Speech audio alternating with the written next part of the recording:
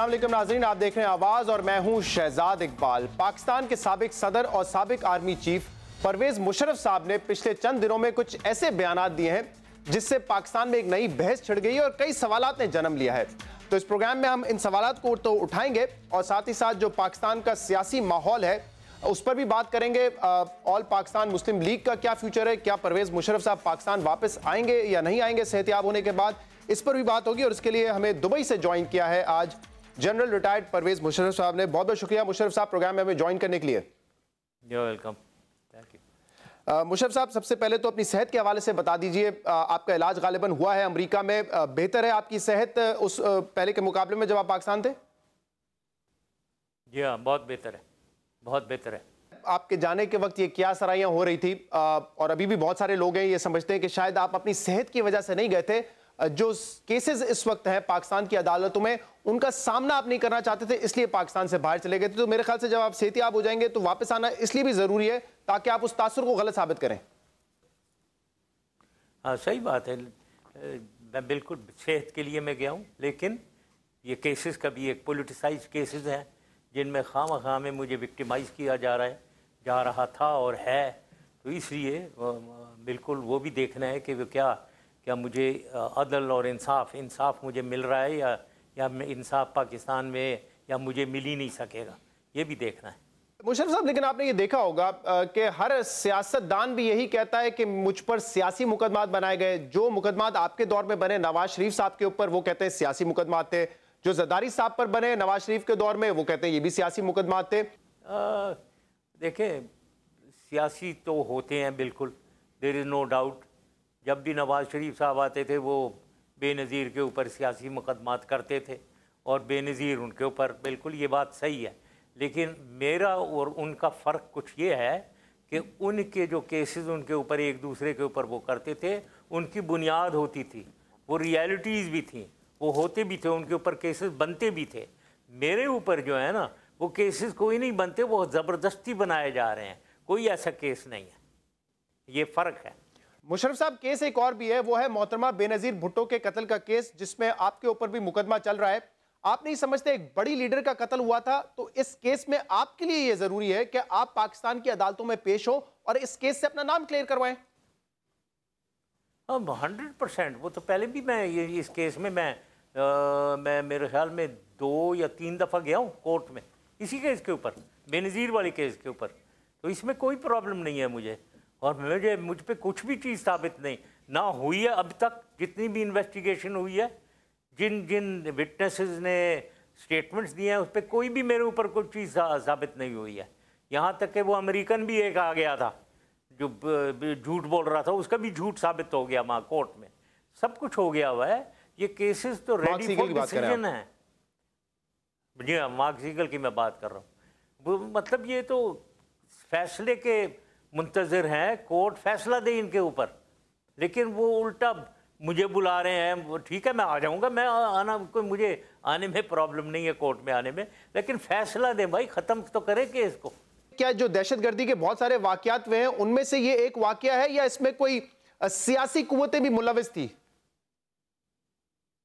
नहीं, कहा नहीं जा सकता। देखें, ज़रूर ये एक बात तो क्लियर है, ये इंटेलिजेंस के पास और कोर्ट्स में भी रिकॉर्ड है कि बैतुल्ला मसूद इन्वॉल्व था।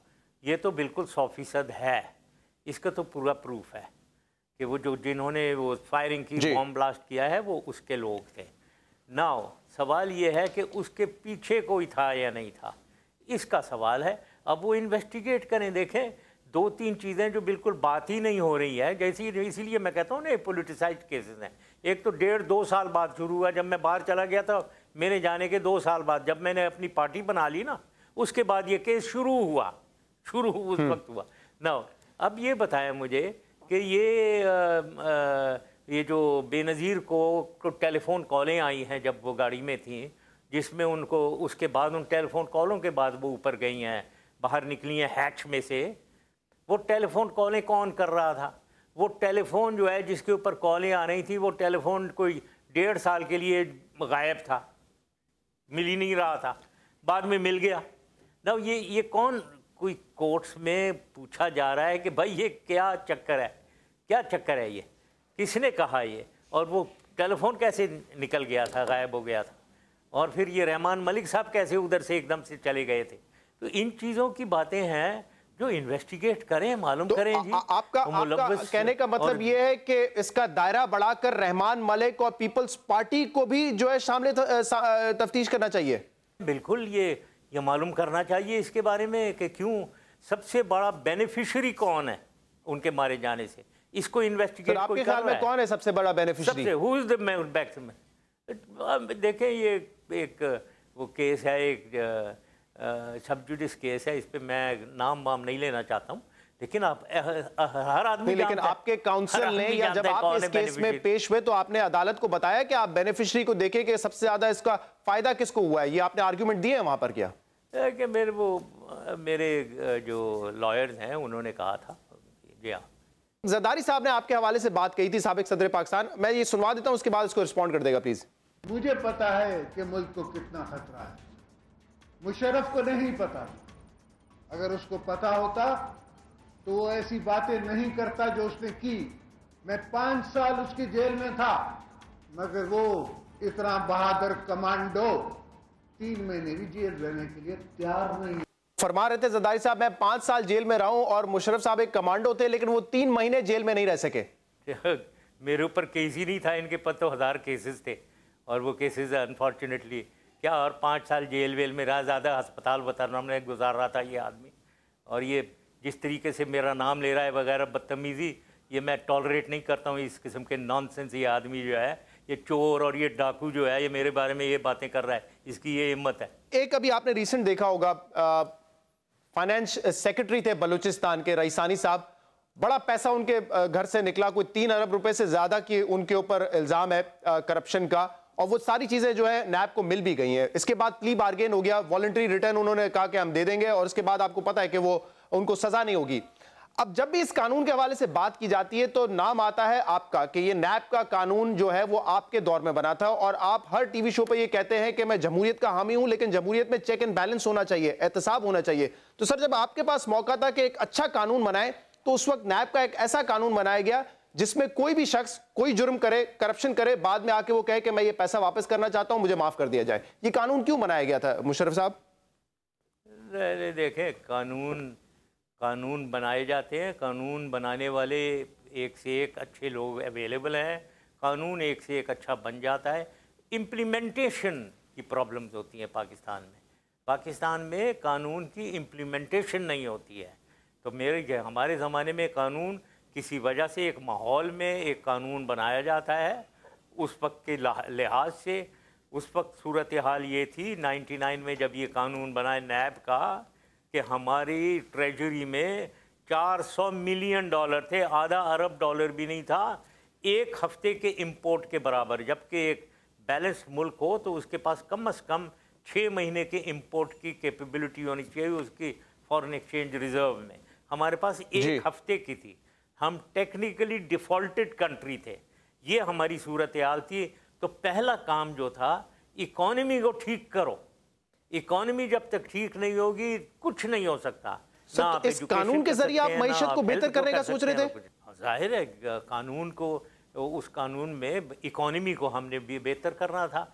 अब ये शायद प्ली बार्गेन की आप बात कर रहे हैं, तो प्ली बार्गेन उस ज़माने में शुरू किया गया था, लेकिन वो हमने फिर बाद में रोक भी दिया था, क्योंकि जब इकॉनमी स्टेबलाइज हुई फिर नहीं ज़रूरत। और दूसरा, प्ली बार्गेन की दूसरी ज़रूरत ये है कि एक आदमी जिसने 100 लूटा पाए, उसे अगर आप 5 या 10 सिर्फ ले रहे हैं प्ली बार्गेन, ये कोई प्ली बार्गेन नहीं है। अगर 100 लूटा पाए पूरा देखें उससे 90 तो लेना, कम से कम 90-95 वापस लेना, 5 उसके पास छोड़े। अब ये अगर आप ये इस किस्म का प्री बार्गेन कौन सा हुआ यार कि वो उसने अरबों खरबों खाए हुए हैं, आप उसे 2 अरब लेकर छोड़ दें उसे, ये कोई प्री बार्गेन नहीं है। कानून में यहाँ पे लकूना है, उसी का इस्तेमाल किया जाता है। मैं आपसे अर्ज करूंगा कि आप ये कह रहे हैं कि हमारी मईशत की हालत ठीक नहीं थी, हम चाहते थे पैसा वापस आए, तो क्या इस कानून के जरिए आप पैसा तो ले आते, लेकिन जो मुजरिम है जिन्होंने करप्शन किए उनको भी छोड़ दिया जाता? देखिए, एक तो वॉलंटरी रिटर्न ये होता है ना कि एक शख्स का जमीर जाग जाए, वो खुद आए और कहे कि मैंने ये चोरी की है, लिहाजा मैं पैसा वापस देना चाहता हूं। लेकिन नैब ने अगर किसी को गिरफ्तार कर लिया है, रंगे हाथों पकड़ लिया है उसको, और उससे अगर प्ली बार्गेन किया जाए तो ये कहां का इंसाफ है? है ये प्ली बार्गेन का मतलब सवाल वही है ना, आप ये समझें, अगर आपकी इकोनॉमी बिल्कुल ड्विंडल अराउंड कर रही है, आपको बाहर से पैसा वापस लाना है पाकिस्तान में, जो अंदर से फ्लाइट ऑफ कैपिटल हुआ हुआ है, बाहर गया हुआ है, उस सब को अंदर खींचना है, तो लॉ उसके लिए हमने बनाए थे। लॉ कोई परमानेंट नहीं है, ये इंसान ही बनाते हैं। तो उस माहौल में वो ठीक था जो कुछ हमने किया, और उसको हमने बहुत सक्सेसफुली चलाया। हमने इकोनॉमी को टर्न अराउंड कर दिया। अब लॉ उसकी अगर ज़रूरत नहीं है तो उसको तब्दील कर दें। कोई कुरान शरीफ में तो नहीं लिखा ना ये तब्दील नहीं हो सकता। लॉ तो खुद बना हुआ है ना भाई, अपना बनाए, दूसरा लॉ उसको अमेंड कर दो। बिल्कुल ठीक है, और ये सवाल हम करते भी रहते हैं। ना नून लीग ने चेंज किया, ना पीपल्स पार्टी ने चेंज किया, दोनों सबसे बड़ी जमातें हैं, इन्होंने ही इस कानून को चेंज करना है। जब भी इनसे सवाल होता है ये कहते हैं कि ये मुशर्रफ का बनाया हुआ कानून था। लेकिन जब आप कह रहे हैं कि हालात बेहतर हो गए थे, फिर हमने प्ली बार्गेन का कॉन्सेप्ट था जरूर कानून में, लेकिन उसको छोड़ दिया था। सर, आप भी अपने टाइम पे कर सकते थे इसको दुरुस्त कानून को, क्योंकि अब कोई भी सियासतदान हो, कोई भी ब्यूरोक्रेट हो, या कोई भी शख्स करप्शन करेगा, वो इसी कानून का फायदा उठाएगा। देखिए, इतने ज़्यादा फ्रैंकली ये जो आप इतनी डिटेल में इसके अंदर जा रहे हैं, मैंने इसको इतनी ज़्यादा डिटेल में नहीं देखा। मैं इस पे ज्यादा जोर इसलिए दे रहा था क्योंकि जब आप आए थे तो आपने जो एहतसाब था और करप्शन जो थी मुल्क में, वो आपके टॉप एजेंडाज में शामिल था मुशर्रफ साहब। इसलिए मैंने आपसे इतनी डिटेल में इस इशू पे बात की, क्योंकि आप आए इस एजेंडा के साथ कि करप्शन का खात्मा करना है, मईशत को बेहतर करना है। मईशत को बेहतर करना है। देखें, करप्शन का भी था, लेकिन ये टॉप एजेंडा नहीं था उस वक्त, ये करप्शन खत्म करना है, ये जो आप कह रहे हैं। हमने करप्शन बहुत हद तक ठीक की, ठीक है ना। यही नैब जो है, इसने कोई 320 अरब रुपए रीगेन किए थे, ठीक है ना। हमने तमाम को ऑप स्कैम वालों को पकड़ के, गरीब लोगों के पैसे हमने लाखों रुपए एक इंडिविजुअल के, हमने अरबों रुपए उनको वापस दिलवा दिए। बहुत सक्सेसफुल। पनामा का केस आप बड़े क्लोजली वॉच करेंगे आई एम श्योर, और जब भी हम नून लीग वालों से बात करते हैं कि ये 90 की दहाई से आपके अपार्टमेंट थे या पैसा करप्शन करके पाकिस्तान से बाहर गया, तो वो ये कहते हैं कि देखें, मुशर्रफ साहब यहां पे बैठे हुए थे, उनके दौर में ये मुकदमात बन रहे थे, 8 साल चलते रहे, लेकिन कोई हम पर जुर्म साबित नहीं हुआ। ये ऐसी ये बकवास है सारी ये बातें। देखिए, छोड़े 8 साल जो रीजनिंग दे रही हैं, पैनामा लीक्स की बातें हैं, उसके 1000 फैक्ट्स हैं, उसकी बात करें। ये इसको में अपने सबूत ये दे देते हैं कि जी मैंने भी किया, मैंने पैसे कहाँ से लिए। ओ यार, उसको छोड़ो ना, तुम अपनी बात करो ना। पैनामा लीक्स में मेरा तो नाम नहीं आया ना, मैं अपनी सफाई बाद में पेश करता रहूँगा, आप अपनी बात करें। तो ये ऐसी मिसलीड करने के लिए जी, ये दोनों एक दूसरे के ऊपर केसेस चल रहे थे इनके, और उस वक्त ये नौयत इसकी जो पैनामा लीक्स में अब है, ये मेरी नज़र में ये जब बाहर गए हैं इनके, फिर ये कतर वगैरह में कॉन्टैक्ट्स, और ये सऊदी अरेबिया में इन्होंने किया, और लंदन वगैरह में जो कुछ किया होगा। लेकिन ख़ास तौर पे मेरी नज़र में 2008 के बाद से जो लूट मार पाकिस्तान में शुरू हुई है, जिसमें $5 अरब हर साल हमारी डेट इंक्रीज़ हुई है। $5 अरब पर ईयर हमारा डेट में इजाफा हुआ है।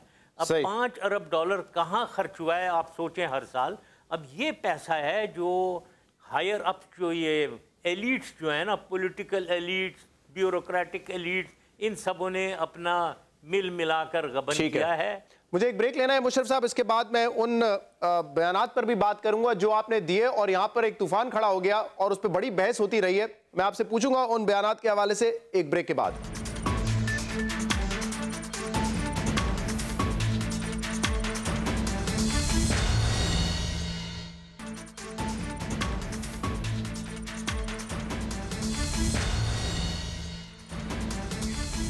वेलकम बैक नाजरीन। प्रोग्राम में आज हमारे साथ मौजूद हैं पाकिस्तान के साबिक सदर और साबिक army chief general retired Parvez Musharraf साहब। मुशर्रफ साहब, अभी पिछले दिनों आपने एक बयान दिया, उसके बाद एक तूफान सा खड़ा हो गया यहाँ पर और उस पर बड़ी बहस हुई है। मैं सुनवा देता हूँ आपको वो क्या था, व्यूअर्स भी एक दफा सुन लेंगे, फिर इस पर सवाल करूंगा मैं आपसे। जी, मैं उनका बॉस रहा हुआ हूँ और मैं भी आर्मी चीफ रहा हुआ हूँ। ही हेल्प्ड आउट, क्योंकि पोलिटिसाइज केसेस हैं, पोलिटिसाइज मुझे ECL पे डाला हुआ है, पॉलिटिकल इशू बनाया हुआ। अनफॉर्चुनेटली ये कहना पड़ता है जो कहना नहीं चाहिए। हमारी जुडिशरी, मुझे उम्मीद है कि ये कोई अदल और इंसाफ की तरफ आ जाए। ये courts behind the scene pressure में काम कर रहे होते हैं, डिसीजन दे रहे होते हैं जी। अब बिहाइंड द सीन वो प्रेशर जो है उसको रिलीज करने में, उनसे डील करने में आर्मी चीफ का रोल था और उसकी वजह से वो कोर्ट ने जजमेंट ने नहीं, जजेस नहीं, गवर्नमेंट से और गवर्नमेंट ने फिर वो जिसके ऊपर प्रेशर डाल रहे थे जो कोर्ट्स के ऊपर, वो उन्होंने रिमूव किया, तो उन्होंने मुझे अलाउ कर दिया कि जी ट्रीटमेंट के लिए बाहर जाएं। जी मुशर्रफ साहब, इस पर आपने बहस तो यकीनन सुनी होगी। अब तीन पहलू हैं। एक जगह तो आप कह रहे हैं कि हमारे कोर्ट्स इन्फ्लुएंस हो जाते हैं, एक जगह आप ये भी कह रहे हैं कि गवर्नमेंट उनको इन्फ्लुएंस करती है, प्रेशराइज करती है, और तीसरा राहिल शरीफ साहब ने फिर जो है हुकूमत को प्रेशराइज किया कि आप अपना प्रेशर कोर्ट पे से खत्म करें। हाँ देखें, ये सारी चीज़ें, पहली चीज़ तो ये है कि मैंने कोई चीज़, मैं वो नहीं कहता हूँ, अब तक मैंने नहीं कही है जो आप जो कह रहे हैं जिससे तूफ़ान खड़ा हो जाता है, जो पाकिस्तान के हर फर्द या बच्चे की ज़बान पे ना हो। प्रॉब्लम ये है, ये जो तूफ़ान खड़ा करते हैं ना, ये मुनाफिक, वो मुनाफिक हैं जो इनको पता है, हकीकत पता है इन्हें, लेकिन ये बोलते ज़बान से नहीं है। और क्योंकि मैं ज़बान से बोलता हूँ तो ये उसके पीछे एक तूफ़ान खड़ा कर देते हैं। अब मैंने ये जो आपने बताया है ना, बोला है, देखें ये मैंने इससे कई दफ़ा पहले मैंने कहा था कि मैंने ना चीफ़ को, आर्मी चीफ़ से कांटेक्ट में हूँ मैं, ना मैंने उनको कोई चीज़ बताई, ना उन्होंने मेरे से पूछी, ठीक है ना। तो मुझे वो डील के बारे में भी पूछ रहे थे इसी इंटरव्यू में, मैंने कहा डील का मुझे कोई पता नहीं है, ना मेरे से किसी ने बात की डील के बारे में, ना मैंने किसी को बताया कि डील कर लें। तो ये बैकग्राउंड से हटाकर ये स्टेटमेंट ना हो, मैंने कंजेक्चर एक किया कि ये प्रॉबेबली ये होगा कि किसी ना किसी ने तो कुछ किया है, क्योंकि ये तो 2014 में एक सिंध हाई कोर्ट ने मुझे ECL से हटाने का ऑर्डर दिया था, वो इम्प्लीमेंट नहीं हो रहा था। तो 2 साल बाद जबकि सुप्रीम कोर्ट में भी ने भी उसके हक में दे दिया था फैसला, मुझे फिर भी नहीं जाने दे रहे थे। अब एकदम से कैसे हो गया, तो बैकग्राउंड से कुछ ना कुछ तो हुआ है। तो मेरी ये सारी लेकिन इस इंटरव्यू में तो आपने कोई कंजेक्चर का जिक्र नहीं किया। आपने कहा क्योंकि मैं उनका बॉस था, मैं इदारे का सरबराह था, इसलिए मेरा इदारा और उस वक्त के आर्मी चीफ राहिल शरीफ साहब मेरे साथ खड़े हुए, उन्होंने मदद की मेरी। नहीं, ये प्रिजम्पशन, ये सारी प्रिजम्पशंस हैं, क्योंकि मैंने फिर बाद में क्लैरिफाई भी किया। आप कह रहे हैं जो आपने अपने बयान को बाद में जो है एक्सप्लेन भी किया है, क्या ये इस वजह से तो नहीं है क्योंकि बाद में इस पर बड़ा रिएक्शन आया? कल ख्वाजा आसिफ साहब फरमा रहे थे कि मुशर्रफ साहब की जिन्होंने मदद की उनके साथ ही एहसान फरामोशी कर बैठे हैं, मोहसिनों को रगड़ा लगा दिया मुशर्रफ साहब ने। ये वो ही ना, एक चीज को डिस्टॉर्ट, क्या एहसान फरामोशी हुई भाई? उन्होंने अगर कुछ किया है तो मैंने अगर कुछ इस तरीके से कह दिया तो ये कौन सी एहसान फरामोशी हुई? मैं तो उनका शुक्रगुजार हूँ यार, ये अच्छी एहसान फरामोशी है, मैं उनका शुक्रगुजारी मैं दिखा रहा हूँ। And I am extremely obliged, जो कुछ भी अगर उन्होंने किया है बैकग्राउंड में, तो हाँ ये कौन सी एहसान फरामोशी हुई यार? ये क्या कौन सी लॉजिक है? ये मुझे समझ नहीं आई। ये आर्ग्यूमेंट है कि एक ऐसे आर्मी चीफ राहिल शरीफ साहब जिनको 3 साल पाकिस्तान की पब्लिक ने बड़ा अप्रिशिएट किया और खासतौर पे उनके इस रोल को भी अप्रिशिएट किया कि उन्होंने सियासी मामलात में कभी मुदाखलत नहीं की। कहा जाता है कि 2 मौके ऐसे थे उनके पास कि वो शायद वो चाहते तो इंटरवीन कर सकते थे, जो दोनों धरने थे PTI के, उन्होंने नहीं किया। लेकिन अब आपने उनको एक मुसीबत में डाल दिया ये कह के कि उन्होंने गवर्नमेंट को प्रेशराइज किया, यानी कि सियासी मामलात में और जुडिशल मामलात में मुदाखलत की उन्होंने। देखिए ये इसका कोई मुकाबला नहीं है। ये जो 2 बातें हैं इसमें कोई ये एग्जाम्पल देना ये बिल्कुल ठीक नहीं है। उन्होंने ये बात, मेरी ये जो केस की बात है, ये तो एक क्लियर कट केस है जिसमें कोई इन्फ्लुएंस कोर्ट को कोई कर रहा है बिहाइंड द सीन। अब मैं कहूँ कि ये गवर्नमेंट कर रही, जाहिर है, और कौन कर रही है पता नहीं, कोई तो कर रहा है। पहले वो इफ्तिखार मोहम्मद चौधरी साहब थे, वो सारा इन्फ्लुएंस वही कर रहे थे। उनके पीछे अगर गवर्नमेंट थी या नहीं थी मुझे मालूम नहीं है, तो मैं इसलिए कहता नहीं। लेकिन जाहिर है ये पीछे से कोर्ट्स इन्फ्लुएंस हो रहे हैं ना। उस इन्फ्लुएंस को अगर किसी ने मेरी मदद की तो एक तो ये है कि मुल्क भी खुश, अवाम भी खुश ही होगा। अगर नाखुश कोई है इसके बारे में, वो यही होंगे जो बोल रहे हैं, यही नाखुश होंगे, बाकी अवाम सारा खुश होगा। आई कैन एश्योर यू, पूरा पाकिस्तान खुश था इसके बारे में। लेकिन दो चीजें हैं। एक तो जब आप कहते हैं जुडिशरी इन्फ्लुएंस हुई, तो अब गालिबन ये भी यहां पे बात हो रही है कि इस पे तो कंटेम्प्ट का केस बनता है, तो एक और केस लड़ने के लिए आप तैयार हैं अगर आप पे कंटेम्प्ट का केस बनता है तो? क्या कंटेम्प्ट का कौन सा केस है? जो अगर बना तो लड़ेंगे, बिल्कुल। देखें, जुडिशरी से मैं यही कहूँगा कि प्लीज़ आगे आए, जस्टिस दें। आपका काम अदल और इंसाफ से है और अदल और इंसाफ दें। और इसमें परसेप्शन जो है वो बहुत नेगेटिव है अदल और इंसाफ के बारे में। अगर आपको नहीं पता, जुडिशरी को नहीं पता, कम से कम पूरे पाकिस्तान की व्यू यही है, तो इसके बारे में जुडिशरी को भी पता होना चाहिए। तो कुछ ना कुछ उन्हें रिफॉर्म करना चाहिए, अपने आप को बेहतर करना चाहिए। तो ये कहने में क्या हर्ज है? ये फेस करना चाहिए। आदमी को अपने गिरबान में झांक के अपने आप को इम्प्रूव करना चाहिए। यहाँ तो एक वो जुडिशरी की बात हो रही है जिसके ऊपर तो अल्लाह ताला ही है सिर्फ। अभी ये तो मुशर्रफ साहब, की हो रही है, अगर इसमें जजमेंट सही नहीं आया। जनरल राहिल शरीफ साहब को मुतनाज़ा बनाया है स्टेटमेंट के बाद? नहीं, कोई बिल्कुल नहीं मुतनाज़ा। ये बना रहे हैं, खुद बना रहे हैं ये, वरना कोई इसमें जो कुछ भी मैंने कहा, जो कुछ भी उन्होंने किया, ये कोई मुतनाज़ा नहीं बनता है। कोई बिल्कुल गलत बातें हैं, कोई मुतनाज़ा नहीं वैसे और उनको सब हाँ, राहिल शरीफ साहब से पहले जनरल कियानी साहब भी थे, उनके भी आप बॉस रहे हैं, और वो जनरल थे जिनको खुद आपने चीफ ऑफ आर्मी स्टाफ बनाया था, तो उन्होंने आपकी मदद क्यों नहीं की? देखिए, ये डिटेल में मैं नहीं जाना चाहता हूँ। जो कुछ वो कर रहे थे अपने तरीके से कर रहे थे। हर आदमी का तौर तरीका अपना अलग होता है, तो मैं उस पर कमेंट नहीं करना चाहूँगा। हर आदमी का अपना अपना तौर तरीका होता है। यस, मैंने उन्हें बनाया था, लेकिन बनाने के बाद देखें, कोई आदमी ये समझना कि क्योंकि मैंने बनाया था तो लिहाजा वो आइंदा ज़िंदगी भर के लिए मेरा काम कर, ये बात नहीं होता। आर्मी चीफ हैं, वो अपने सोच के मुताबिक चला रहे थे। चाहे वो मुझे फेवर कर रही थी या नहीं कर रही थी, वो अलग बात है। लेकिन ये भी कहा जाता है कि कियानी साहब ने आपको कहा था कि आप पाकिस्तान वापस ना आए, बहुत सारे केसेस यहाँ पे खुलेंगे, फौज इससे मुतनाज़ा बनेगी। क्या ये डायरेक्शंस दी गई थी कियानी साहब की तरफ से, या उनके कहने पे किसी और की तरफ से? उनसे तो मेरी कभी भी बात नहीं हुई ना, बिल्कुल कभी एक दफ़ा भी बात डायरेक्ट इनडायरेक्ट कोई बात नहीं हुई है।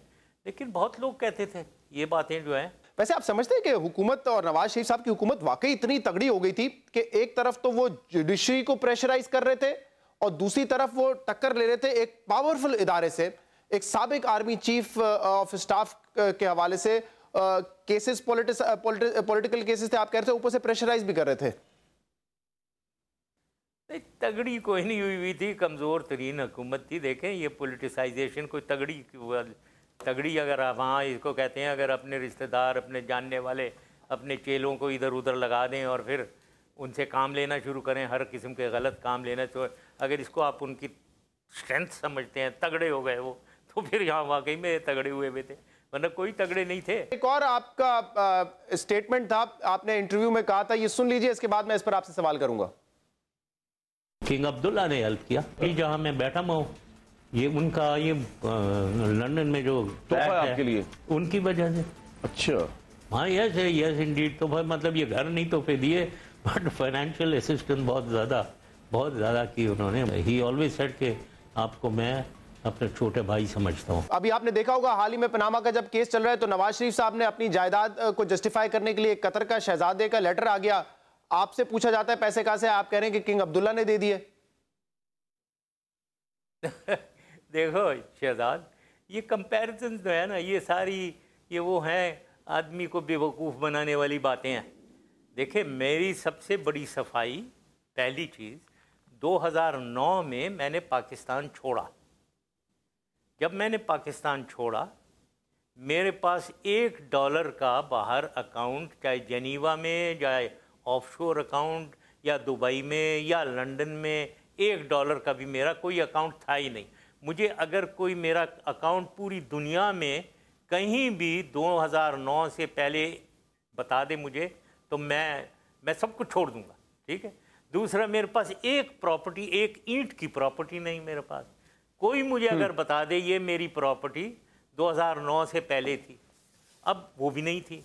मेरे पास जो कुछ भी था वो पाकिस्तान में, जो भी आर्मी ने मुझे प्लॉट या दिए हैं जिस पे मैंने घर बनाया है, कराची में है, जमजमा में, और यहाँ चक शहजाद में है, ये मैंने आर्मी जो मुझे देती रही है जायज़ किसी। सर तो जो आपकी किताब के प्रोसीड्स थे, जो उसकी रॉयल्टी थी, वो भी पाकिस्तान में ही आती थी सारी, बाहर किसी अकाउंट में नहीं जाती थी? हाँ, अच्छा, नहीं, अब दूसरा ये आपने खुद ने अभी बता दिया। तो जो कुछ भी मैंने कमाया उसके बाद, अब ना आप लें किताब मेरी जो है उसके ऊपर मुझे मिले पैसे। मैं देखें, ये तो जाहिल लोग हैं, किताब लिखो ना, तुमने कोई साइमन एंड शूस्टर के पास जाओ, वो तुम्हें देखते हैं कितने पैसे दे देता है तुम्हें तुम्हारी किताब के लिए।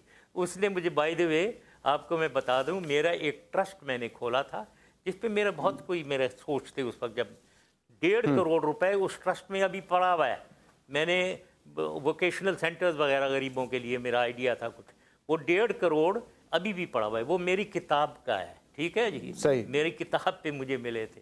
तो दूसरी चीज़ ये है कि अब उसके बाद मैंने लेक्चर सर्किट शुरू हो गए मेरे ना। लेक्चर पे मैंने कई दफ़ा कह दिया है कि मेरा एवरेज कमाई मेरे हर लेक्चर 40 मिनट के लेक्चर पे मैं 1 लाख सवा लाख डॉलर। अगर आप कह रहे हैं कि आपकी किताब से पैसे मिले, लेक्चर भी आप देते थे, तो मतलब, और आर्मी चीफ रहे, I am sure army chief को प्लॉट वगैरह जो घर मिलते हैं तो आप खुद कफील तो होते हैं, जाहिर सी बात है। तो फिर किंग अब्दुल्ला ने क्यों आपको पैसे दिए? मैं जवाबदेही किसी पे नहीं हूं कि मैंने क्या किया उस 2000। भाई मैंने 10 साल मैंने चलाया पाकिस्तान, मुझे 1 पैसे की बेईमानी कोई बता दे, अभी बता दे। आज 8 साल गुजर गए ना, बता दे मुझे कोई। आपको तो शायद इल्म में हो, शहबाज शरीफ साहब ने भी ये बयान दिया था कि मुशर्रफ साहब ने बेशक पाकिस्तान की बात जरूर की लेकिन करप्शन भी बड़ी की है, शहबाज शरीफ साहब ने कहा है। और उन्होंने कहा कि जब उनसे पूछा गया तो वो कहने लगे कि सऊदी बादशाह ने मुझे पैसे दिए। ये शहबाज शरीफ साहब ने कहा है भी। अब ये मैंने आपको एक्सप्लेनेशन दे दी ना। तो जो कोई भी जो कुछ कहता है वो बकवास कर रहा है, निरी बकवास कर रहा है, अपने आप से फोकस हटाकर दूसरा। पैनामा लीक्स में पकड़े गए हैं, अरबों की जायदाद इनकी फ्रॉड में, करप्शन में, दुबई में, कतर में, लंदन में मौजूद है। अब किंग अब्दुल्ला जो है वो इस दुनिया में नहीं रहे, अब आप आके ये क्यों बात बता रहे हैं? ये बात पहले अगर आप बताते तो शायद उनसे वेरीफाई किया जाता, या वेरीफाई नहीं भी किया जाता, लेकिन उनके मरने के बाद आपने ये बात डिस्क्लोज की है। हाँ, नहीं, कोई ऐसी बात नहीं, उसे लिंक ना करें इसे। मैंने अपनी दूसरी किताब लिख दी है, ठीक है ना, उसमें मैंने ये लिखा है। तो अभी मैं उसको छपवा रहा था, तो मैंने सोचा कि ये किताब में निकलने से पहले मैं वाई नॉट डिस्क्लोज इट, क्योंकि उसमें I thought I should write down, पूरा क्लैरिफाई मैं करूँ कि मैंने कैसे, मेरे पास ये सारा कुछ, वो डू आई हैव, ये कैसे, क्योंकि ये जो बातें करते हैं इसको ज़रा किल करते हैं इस सारी बात को एक दफ़ा से। किंग अब्दुल्ला से आपके जाती ताल्लुकात बेशक हो, लेकिन वो जाती ताल्लुकात भी इसलिए थे क्योंकि आप पाकिस्तान के सदर रह चुके थे, पाकिस्तान के चीफ ऑफ आर्मी स्टाफ रह चुके थे। लोग ये सवाल तो करेंगे कि कोई आपने क्या उनको फेवर दिए हैं, कोई उनके इंटरेस्ट में आपने काम किया है जिसकी वजह से किंग अब्दुल्ला ने आपको पैसे देकर रिवॉर्ड किया? नहीं जी नहीं, ये आदमी के वो कोई सवाल ये नहीं बनता है, वो पर्सनैलिटीज़ पे डिपेंड करता है। हर आदमी को तो नहीं कोई मदद करेगा, तो वो जाहिर है उन्होंने मदद की, कुछ मेरे में देखा होगा। अब मैं आपको अगर बताना शुरू करूं कि वो क्या मेरे बारे में क्या सोचते थे वो, तो दिन गुजर जाएगा पूरा। ठीक है जी, वो मुझे छोटे भाई की तरह समझते थे बिल्कुल। अगर OIC समिट वहाँ एक हो रही थी वहाँ, और हमें उसके बाद उन्होंने कहा कि खाना काबा में जाएंगे, वहाँ उम्रा करेंगे, तो खाना काबा का दरवाज़ा भी खोला जाएगा, उधर सब जाएंगे। उधर सारे कुछ 36-40 हेड्स ऑफ स्टेट्स थे। तवाफ़ कर लिया, किंग अब्दुल्ला साहब ज़रा स्लो चल रहे थे, तो मैं साइड पे खड़ा हो गया था, ख़त्म करके बाद में जाएंगे अंदर। मैं साइड पे खड़ा हुआ था थोड़ा सा हट के। वो जब सीढ़ियों पे ऊपर जा रहे थे, उधर बीच में वो रुक गए। उधर से उन्होंने अपने कोई मिलिट्री वाले को कहा कि general Musharraf, president Musharraf, call him. तो उधर से वो कह रहा, मुझे आवाज़ दे रहा है, मैं दूर खड़ा हुआ था। मैंने कहा अपनी टर्न पे निकल जाएंगे। ही कॉल्ड मी, और मेरा हाथ पकड़ के सबसे आगे मुझे लेकर गए। ठीक है, I have to take a break sir. इसके बाद कुछ और सवाल है आपकी पार्टी से मुतालिक भी, आपके प्लान्स के हवाले से भी। एक ब्रेक के बाद बात करेंगे। Stay with us.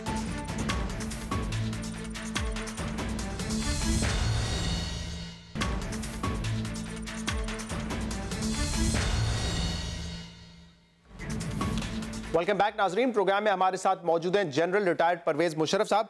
मुशर्रफ साहब, ये ऐलान तो अब कर दिया है जरदारी साहब ने कि वो खुद भी इलेक्शन लड़ेंगे, बिलावल भी इलेक्शन लड़ेंगे और दोनों असेंबलीज में जाएंगे। कैसा देखते हैं इस फैसले को पीपल्स पार्टी के? हाँ, लड़े, असेंबलीज में चले भी जाएंगे मेरे ख्याल में।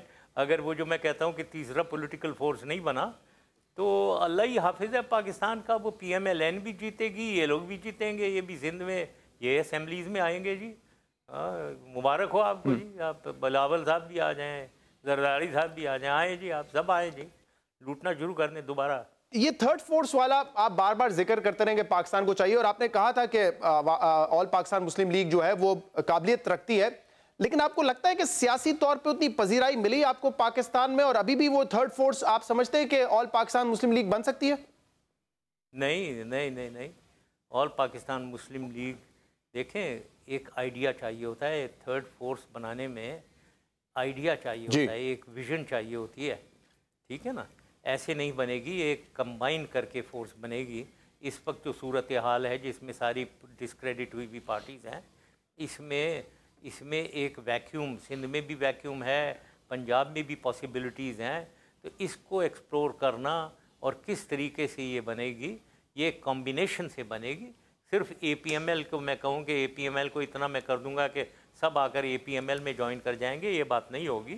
लेकिन और मेरे इसके बारे में ख्यालात हैं जो ग्रेजुअली मैं बताऊंगा।